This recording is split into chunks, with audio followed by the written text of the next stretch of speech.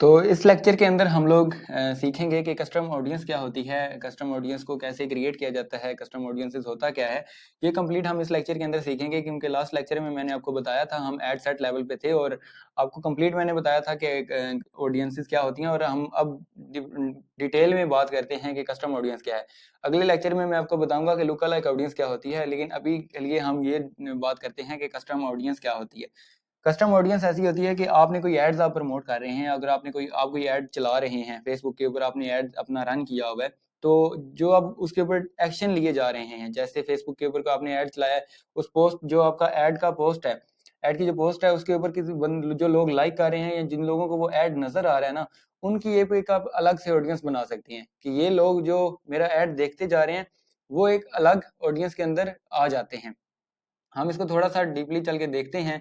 हम अपने ad set level पे चलते हैं जहाँ पे हम लास्ट लेक्चर में ऐड बना रहे थे एड सेट लेवल पे।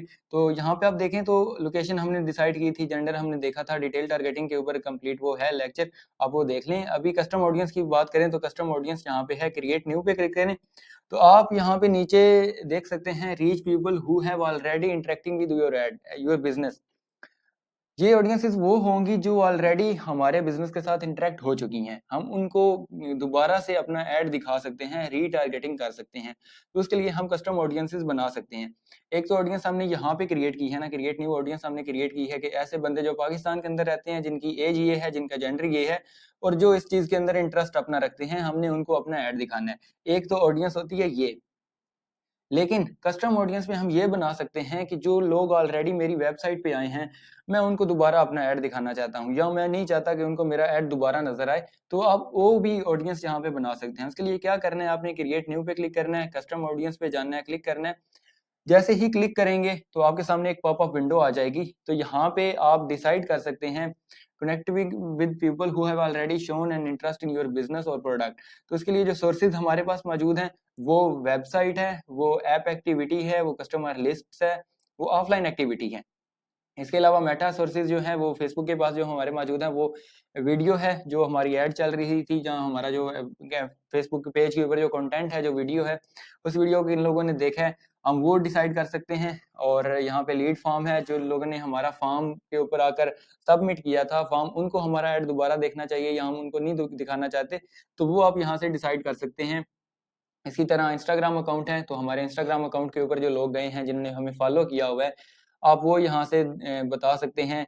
आप जो हमारे पोस्ट या ऐड के साथ इंस्टाग्राम के ऊपर इंटरेक्ट हुए हैं, हम उनको दोबारा उनको उनके लिए एक अलग ऑडियंस क्रिएट कर सकते हैं। इवेंट है, जिन्होंने हमारे इवेंट के अंदर इंटरेस्ट या इंटरेक्ट हुए हैं, उनको हम यहाँ से सिलेक्ट कर सकते हैं। इसी तरह फेसबुक पेज है, जो हमारे फेसबुक पेज के ऊपर हम जिन्होंने फॉलो किया है या जो हमारा फेसबुक पेज लाइक कर रहे हैं, हम उन लोगों की एक अलग से ऑडियंस क्रिएट कर सकते हैं। इसी तरह ऑन फेसबुक लिस्टिंग्स है, शॉपिंग है, जिन्होंने हमारे फेसबुक पेज के ऊपर अगर शॉपिंग की है, हम उनके लिए अलग अलग से बना सकते हैं। इंस्टेंट एक्सपीरियंस, तो ये सारी चीजें हैं मेटा सोर्सेज की। अब हम यहाँ पे बात करते हैं योर सोर्सेज, जो हमारे पास सोर्सेज होते हैं, जैसे कि हमारी वेबसाइट है वो हमारे पास है, तो उसकी ऑडियंस हमारे पास होगी। तो उसके लिए हम क्या करते हैं, फेसबुक अगर हम वेबसाइट के ऊपर हमारी वेबसाइट के ऊपर जो लोग गए हैं, जिन्होंने हमसे जाकर वो प्रोडक्ट बाय किया है, तो वो सारा डाटा, अब उन लोगों का डाटा फेसबुक जो मेटा का पिक्सल है, फेसबुक का जो पिक्सल है, उसके अंदर वो सेव होता है। जिन्होंने हमसे बाय किया होगा प्रोडक्ट, वो फेसबुक से ही आए हैं ना, तो उनका डाटा फेसबुक पिक्सल के अंदर सेव होगा, तो हम उनको दोबारा एक ऑडियंस के अंदर ऐड करके उनको दोबारा हम अपना ऐड दिखा सकते हैं। तो उसके लिए पिक्सल यहाँ पे काम आता है। आप वेबसाइट पे जा सकते हैं। इसी तरह ऐप एक्टिविटी, ऐप के भी साथ भी हमारा पिक्सल कनेक्टेड होता है। इसी तरह कस्टमर की लिस्ट हम अपलोड कर सकते हैं। अगर पिक्सल इंस्टॉल नहीं है तो हम उन कस्टमर्स की लिस्ट, उनकी ईमेल्स या उनकी जो आइडेंटिटी है वो हम यहाँ पे अपलोड कर सकते हैं, जो ऑलरेडी हमारे बिजनेस के साथ इंटरेक्ट हुए हैं। इसी तरह ऑफलाइन एक्टिविटी अगर उन्होंने की है, या ऐसी एक्टिविटी जो फेसबुक जिसको फेसबुक ने रिकॉर्ड नहीं किया, माने हम उन्होंने हमें कॉल की है या हम उनके साथ व्हाट्सएप पे हमने डील की है, तो वो फेसबुक ने रिकॉर्ड नहीं किया, तो वो हम यहाँ पे फेसबुक को बता सकते हैं। अभी के लिए हम वेबसाइट को सिलेक्ट करते हैं, क्योंकि मेजोरिटी जब हम ई कॉमर्स की एड्स रन करते हैं या हमने फेसबुक पे ऊपर सेल्स कन्वर्जन चलाते हैं, तो हमें कस्टम ऑडियंस की ज़रूरत होती है कि वो ऐसे लोग जिन्होंने जो ऑलरेडी हमसे बाय कर चुके हैं, उनको हमारा ऐड दोबारा नज़र ना आए, तो उसके लिए हम कस्टम ऑडियंस क्रिएट करते हैं। तो उसके लिए नेक्स्ट करते हैं। नेक्स्ट करेंगे तो यहाँ पे आपका आ जाएगा कि आप इंक्लूड करें, इंक्लूड करना चाहते हैं any of the following criteria. उसके लिए सबसे पहले आपने अपना सोर्स डिसाइड करना है। सोर्स के लिए जो यूज करता है फेसबुक कस्टम ऑडियंस के लिए वो पिक्सल है, आपका पिक्सल होना जरूरी है। तो फेसबुक की आपकी जो वेबसाइट है उसके साथ जो पिक्सल आपका इंस्टॉल्ड है वो आप यहाँ से सिलेक्ट करेंगे। जैसे मैंने अपना एक पिक्सल यहाँ से सिलेक्ट कर लिया है। इसके बाद मैंने फेसबुक को बताना है इवेंट। तो यहाँ पे इवेंट के अंदर आपने ये फेसबुक को बताना है कि जो मेरी साइट के ऊपर विजिटर्स गए हैं मैं उनको उनकी एक अलग ऑडियंस बनाना चाहता हूँ, जो मेरी जो फेसबुक वेबसाइट के ऊपर स्पेसिफिक पेज के साथ कनेक्टेड हैं उनके लिए, या जिन्होंने परचेज किया है उनके लिए।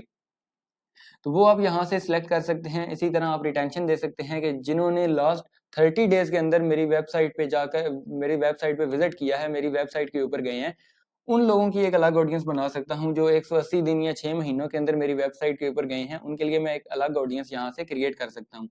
इसी तरह नीचे आप उस ऑडियंस का फिर नेम आप लिख सकते हैं। आप मान के अब ये जो इंक्लूड मोर पीपल है या एक्सक्लूड पीपल है उसके लिए क्या कर सकते हैं, ऑल वेबसाइट विजिटर्स है। आपने यहाँ से 30 डेज का सिलेक्ट किया है कि 30 दिनों के अंदर मेरी वेबसाइट के ऊपर जो लोग गए हैं उनके लिए मैंने एक अलग ऐड बनाया है, उनके लिए मैंने अलग ऑडियंस क्रिएट की है, उनको मैंने एक अलग ऑडियंस के अंदर ऐड किया है।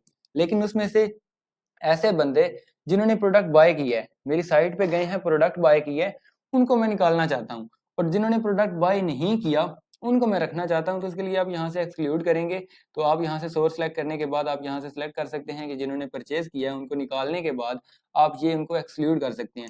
तो आपकी एक ऐसी ऑडियंस बन जाएगी जो 30 दिनों के अंदर आपकी साइट के ऊपर गए हैं लेकिन बाय नहीं किया, उनकी एक अलग ऑडियंस बन जाएगी। और जिन्होंने बाय किया है वो इसमें से निकल जाएंगे। तो फिर क्या होगा कि आप उनको रीटारगेट कर सकते हैं। तो ये सारी होती है कस्टम ऑडियंसेस। आप कस्टम ऑडियंसेस यहाँ से क्रिएट कर सकते हैं जो मेथड अभी मैंने आपको बताया। आप वेबसाइट के ऊपर भी कस्टम ऑडियंस बना सकते हैं और फेसबुक पेज के ऊपर भी, और जो आपका ऐड चल रहा होता है उसके ऊपर भी।